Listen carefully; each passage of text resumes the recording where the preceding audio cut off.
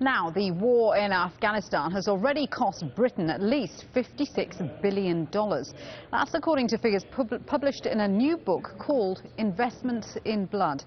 Its author estimates around $23 million has been spent every day on keeping British troops in Helmand province alone. And $40,000 could have been spent on every resident in the region. Meanwhile, a separate report by Harvard University in the US suggests the wars in Iraq and Afghanistan may have cost the US up to $6 trillion so far. It's a lot of money. Well, Frank Ledwidge, the author of Investment in Blood, joins us now from Cambridge. Frank, good to have you with us. It's an extraordinary piece of journalism. I know we often discuss the human cost of the war in Afghanistan, which you also have done. In terms of the financial cost, though, this shows the heavy burden that has been placed on the UK taxpayer by this war in Afghanistan. Well, that's right.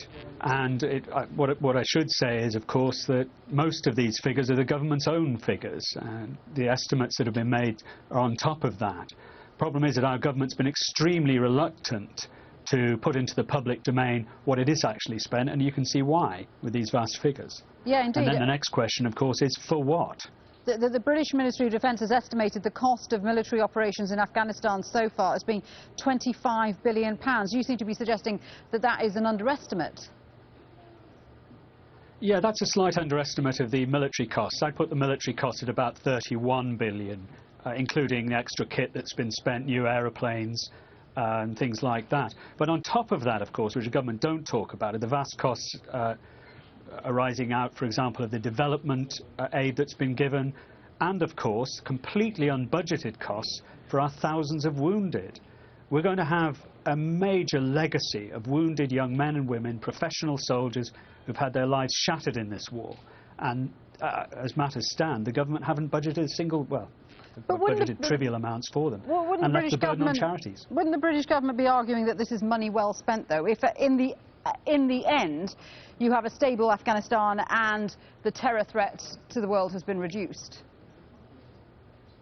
Well, let's look at a stable Afghanistan. You know, what we have in Afghanistan is essentially the world's first narco state. There's nothing stable about it. When we arrived there, the West, in 2001, the opium cultivation was very, very little. The Taliban had kept it down. Now, Helmand alone produces nearly 50% of the world's heroin. This is a ramshackle, corrupt, appalling state of affairs. It represents a catastrophic failure of the West and indeed the UK. As for terrorism, we've been fighting the Taliban in Helmand, not Al-Qaeda. And the Taliban, or the majority of them, the guys that our brave soldiers have been fighting, are mostly local farmers that take exception, understandably perhaps, to foreign soldiers on their soil. They always have done, and they always will do. It's a pretty grim picture. Is anyone benefiting then? Who's actually getting all this money that's pouring into Afghanistan? Well, of course, primarily it's corrupt politicians, corrupt Afghan politicians, businessmen, banks in Dubai and other places like that. That's where much of the money has gone. And then, of course, to the aid barons as well. Much of the aid budget has gone to consultancies rather than to Afghan people. There are some amazing accounts of the way that money has been spent. And needless to say, the arms companies haven't done too badly out of it either. Frank, thanks very much indeed for joining us. Frank Ledwidge joining us from Cambridge in the UK there. Now we've got all the sport coming up here on Al Jazeera. Joe will bring you the latest from the French Open.